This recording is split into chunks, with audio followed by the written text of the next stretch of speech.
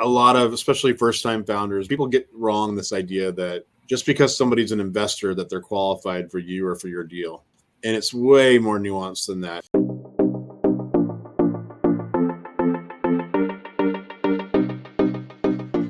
Studio, I think one of the things that I try to always share with mentor or for when I mentor somebody or a new founder is that I think a lot of, especially first time founders, but at any age or point in your career, people get wrong this idea that just because somebody's an investor that they're qualified for you or for your deal.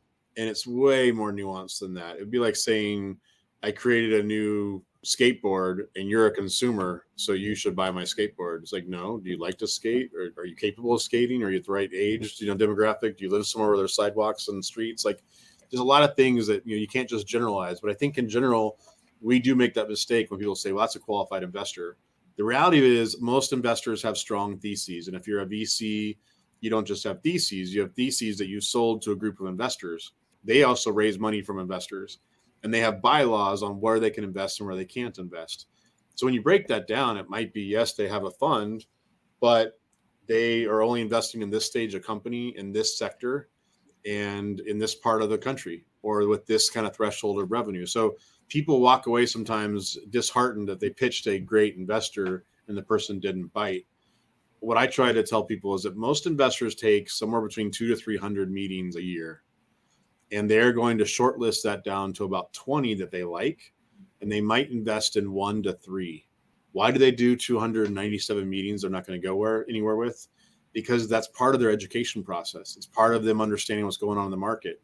Sometimes they might hear about a founder that just left another company that tells them that company might be laying off people, or there's a new wave of founders that might hit the market because people have hit a certain lockup period. The entire conversation is knowledge for them. But you can also ask questions. In an investor world, you're used to them asking questions. I mean, I usually try to lean in when I meet a qualified investor and say, well, what is your thesis? What is your target? What is your stage of company you like to focus on? How much is your fund? How much do you still have in dry powder? Meaning, how much do you still have to invest? What are your sectors? 5 of them. Okay. How many deals will you do? You'll do about 20 in the fund. How many do you have left? 6. Okay. And I'm in sector X. Have you already invested in sector X? Yes. Okay. Well, you're going to do 20 deals, 3 per sector, and you've already done 4 deals in my space. I'm dead on arrival. So that'll help you understand whether or not you're actually losing the pitch or you had no chance to begin with. And that shouldn't be disheartening for the founder. I say do the same thing the VC or the investor is doing. Use it to learn. What are they seeing in the market? What excites them about the deals that they're seeing? What deals have they already done?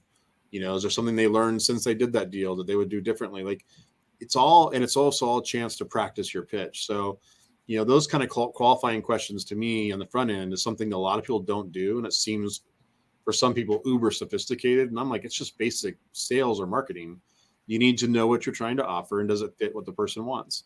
And if you do that to the next level, then you can target very specific profiles. There may be 8,000 people on a list, like Barry said, of VCs, but there may be only 42 that are looking for your type of deal. Man, put all your energy, effort into that, right? So when you're looking at LinkedIn and trying to figure out who knows who, and you're going to text somebody, you're going to ask for an intro, be hyper-targeted where you have the highest chance and likelihood of success. And even if you don't win that deal, the things you heard are going to make you even more prepared for the one that's a better fit down the road. So I just think people don't profile enough when they're trying to find investors. It's different when you're doing angels, early stage. But when you get into something later, be very laser targeted on the asks.